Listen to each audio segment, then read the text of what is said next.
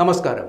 വെള്ളിയാഴ്ച കോൺഗ്രസ് ബ്ലോക്ക് കമ്മിറ്റിയുടെ ഉമ്മൻചാണ്ടി അനുസ്മരണ സമ്മേളനത്തിൽ പങ്കെടുക്കുന്ന CPM മുൻ MLA ഐഷ പോറ്റി പാർട്ടിയോടുള്ള അതൃപ്തി മറച്ചുവെക്കുന്നില്ല.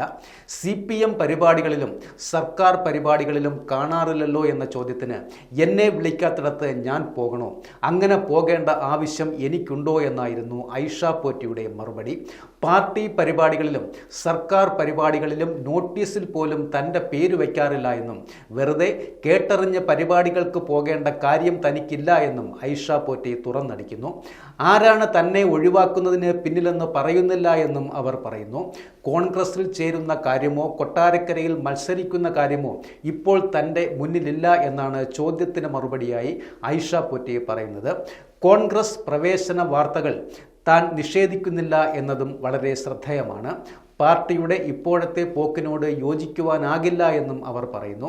വെള്ളിയാഴ്ച കലയപുരം ആശ്രയ സങ്കേതത്തിൽ കൊടിക്കുന്നിൽ സുരേഷ് MP ഉദ്ഘാടനം ചെയ്യുന്ന യോഗത്തിൽ അനുസ്മരണ പ്രഭാഷണമാണ് ഐഷ പോറ്റി നിർവഹിക്കുന്നത്.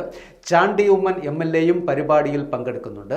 CPM ജില്ലാ ഏരിയ കമ്മിറ്റികളിൽ നിന്ന് ഒഴിവാക്കപ്പെട്ട ഐഷ പോറ്റി 2 വർഷമായി പാർട്ടി പരിപാടികളിലൊന്നും പങ്കെടുക്കാറുമില്ല.